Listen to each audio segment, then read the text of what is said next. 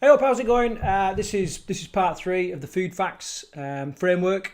The framework we teach at during the first week of boot camp when you come stay with us on the residential program, on the Conquer Food program or whatever. And it's really important because these are real big hitting steps and strategies that make a huge difference. None more so than this next one, which is the second O of food, which stands for one big hitter at a time. And what we've got there is that girl, that woman, and she's absolutely smashing him in the face. There's no doubt that he's going to feel that, and that's affecting what's going on. It's not a little tap, it's not a little jab, you know what I mean? It's a big hitter, something that really makes you stand up and think about what's going on. And that's what we're going to talk about in this little module. It's going to be relatively quick because it's really easy to explain. I've got 4 big hitters for you to concentrate on now over the next couple of weeks, and we're really going to take it from there. Okay, so basically what I want to do is, what I see time and time again is people trying to take on too much too soon. Okay, they try and completely revolutionize the whole of their life in one go, and it's just too much. And you might be able to do it for a couple of weeks, 10 to 14 days. After that, life will start kicking back, and it will start regaining control, and it will take over what you're doing. All right, and it's really, really hard to do. Another thing that happens is, because you're completely trying to revolutionize everything that you're doing, it kind of sets you up for failure, and feeling like a failure, having a history of failure, is incredibly demotivating, especially when we compound all the other problems that we have with regards to food and all that kind of stuff. Okay, and it's not a very good way of going about stuff. It's far better to take one big hitter at a time and focusing on that. And focus, the word focus means one thing, and that is follow one course until successful. Okay, that's what focus means. And I want you to focus on the real big hitters. Now, let me tell you a little bit of a story here about when we were setting up boot camp, which kind of paints a picture, and it really explains it very well. So when we was putting together the program, the coaching program, the training program, and the menus and all this kind of stuff, we got all our subject matter experts into one room, and we sat down and we kind of thrashed it out, including the chefs. And at that time, I won't sort of share the name of the chef, but the chef that we had said he'd come from a couple of other boot camps, and he said, right, one thing we must do is have chili flakes on the table. And to this day, we have chili flakes in a little pot, in a little ramekin, on the table for you to add to your food. And I was like, yeah, good idea, I like it. It'll just spice up the food, make it a little bit more interesting. He went, no. He said, it speeds up the metabolism. And I was like, I'm sure it does. I've seen research saying that, caffeine, the chili flakes, spicy food speeds up the metabolism. I've seen that. But my question is, by how much? How many extra calories a day, how many extra calories an hour are you burning because you've had a few chili flakes? And if we jack this up a little bit, and let's look at something like ephedrine, which is a drug that really, really does kickstart your metabolism, even that will not offset the calories you consume when you eat a large pizza. Even that will not offset the calories you consume when you drink a large bottle of wine, or even a larger glass of wine. It's fractional. It's marginal. The difference that it makes is absolutely marginal when you compare it to the other aspects of your bad habits and all this kind of stuff. Okay, so these are like tiny drop in the ocean type things, yet we as human beings, we hang on to them all. We want everyone, because this might be the one thing that kind of changes everything we do. This might be the little thing that sets a little domino going and makes a huge effect with very little effort. We want loads of results but no effort. We want all of the baby but none of the labor pains. Okay, it doesn't work like that. You're gonna reap all the rewards from the energy and effort you put into it. And what we want to encourage you to do in this module is really think about the big hitters in your life. Not the chili flakes, not the caffeine, the coffee in the morning, not the fasted run first thing in the morning, all that kind of stuff. The big hitters, the Chinese takeaway where you're getting 2,000 or 3,000 calories in one meal. The empty calories in alcohol, the large chocolate crapper latte that you're getting from Starbucks that's absolutely laced with sugar and laced with insulin spiking ingredients and laced with calories, that's just messing around with everything in your body, sending out crap messages. These are the big hitters. Half a jar of chocolate spread, your cereal covered in sugar, your porridge covered in honey and fruit and Greek yogurt and all that kind of stuff. These things are the big hitters. And I know what you're thinking. Right now you're thinking, well, that's all well and good, Craig. I kind of understand what you're saying and I get the picture, but what are the freaking big hitters? Because, we know how confusing the food industry and, healthy eating and all that can be. So what I've got is I've got some big hitters for you. Okay, and what I want you to do is I want you to focus on these big hitters, not all at once. I want you to focus on these big hitters for 3 or 4 days at a time before you move to the next one. Okay, and I want you to understand that these will make huge differences in your body image, in your energy levels, in your mobility, in your health. It's going to make huge impact on your health down the line. The stuff that you're not going to, you're not easily going to be able to measure. You won't be able to measure it until you're 90 and you've lived cancer free and you're still mobile and you're still cutting about doing your own thing, and other people of your peer group are fucking all but written off. Okay, these are real big things. First and foremost, sugars, in all forms, including fructose. When a lot of people clean out their eating, they think fruit is a great alternative to refined and processed sugar. And to some respects it is, but it's only the first step. Usually when people start to clean out their eating, they almost start to overdose on fructose, okay, the sugar that's in fruits. So I want you to look at all sugars, all right? And, really start working to get rid of the refined sugar. Swap out your foods that are high in any kind of sugar, especially fructose, dextrose, maltodextrose and all this kind of stuff, okay? And the way to do this is you look at the ingredients on your meals, and anything that ends in O's or all or aim, or it might just be sugars or fructose, something like that. Anything of those that you kind of it suggests sugars. If any of those things feature in the top 5 ingredients, then you need to be getting rid of it or swapping it for something else that's better.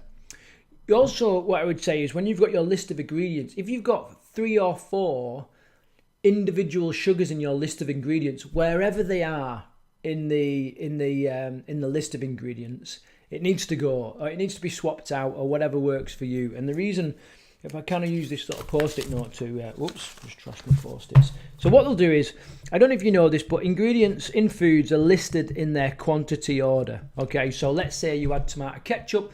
First ingredient you would expect to be tomatoes. Second ingredient, vinegar.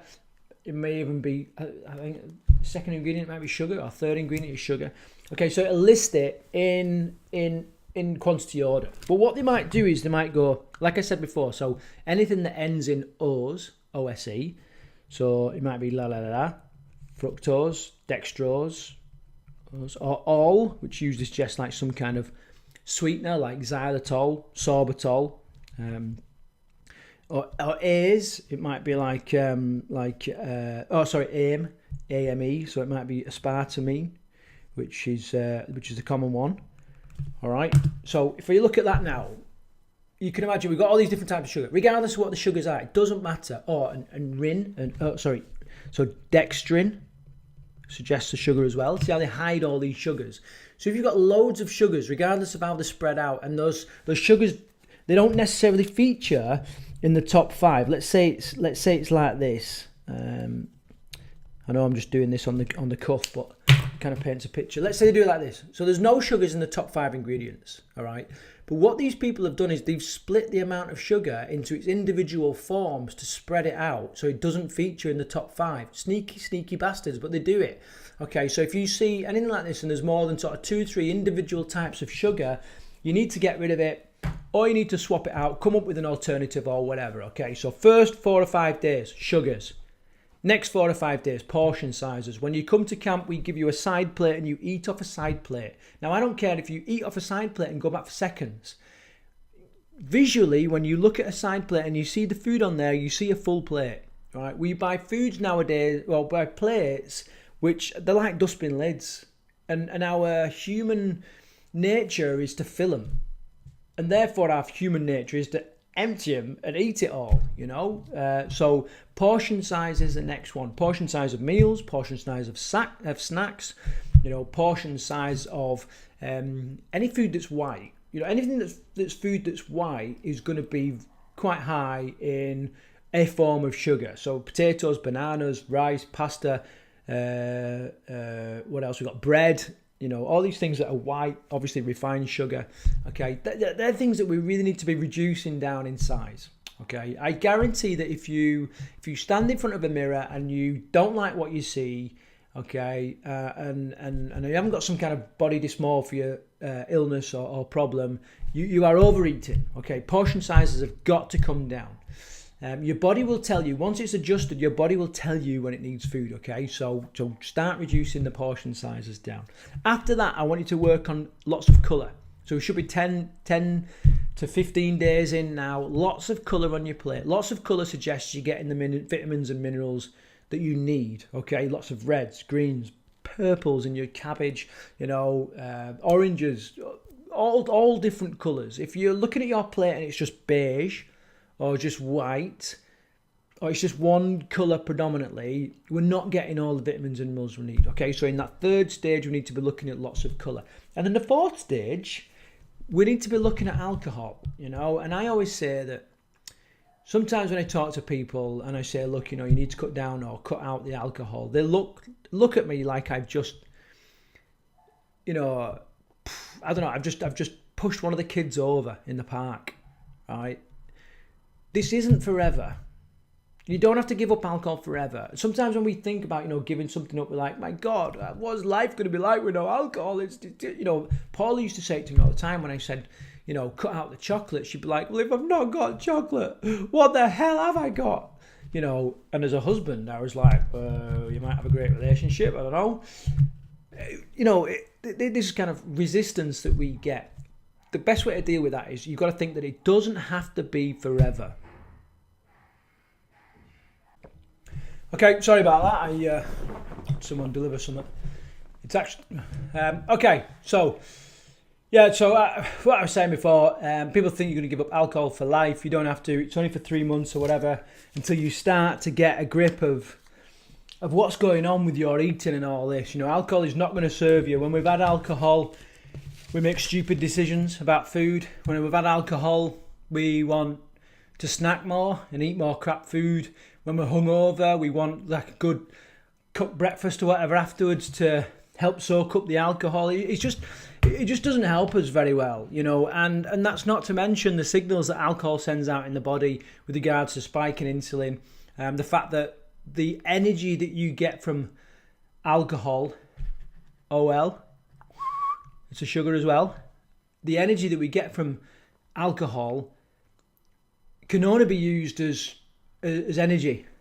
It can't be used for anything else. There's no other benefit of it. There's no goodness from it. We can only use it as energy to move, and we don't actually like it very well because it's a bit of a poison to us as well. So that's that. All right, they're the kind of the big hitters. Whoa! They're the big hitters. Okay, that I want you to focus on. So that should give you pretty much, if you're doing 3 to 5 days of each big hitter, you've got almost a month there of stuff to concentrate on. And you might want a huge list of all these things to sort out. You don't necessarily need that. You need to aim at the big hitters. Hit the big hitters, because the big hitters will look after you, and they'll always look after you. Forget about the minutiae of little bits of crap. All these little magazine articles where it says the top 5 ingredients to kickstart your metabolism and all this kind of stuff. Well, brilliant, but it doesn't offset all the sugar that we're eating. It doesn't offset the big takeaway meals that we're having, or the food that we have when we go out, and all this kind of stuff. It's barely going to touch it, and it doesn't affect the messages that are sent out in the body, which I know I talk about a lot, but it's really, really important that you kind of you accept that, you grasp that, because it's going to make a huge difference. And if you struggled to lose weight in the past, It's because you've been focusing on those little bits of crap. Let's get these big hitters and let's get them under our wing and take control of it, okay? Because only then will you start to really gain control of your eating, get the body you want, have the energy that you want, and get the health that you want, okay? So until the next module, take care. In fact, the next module we're going to go into is we're going to talk about guilt, all right, and getting rid of the guilt. So until that next module, take care.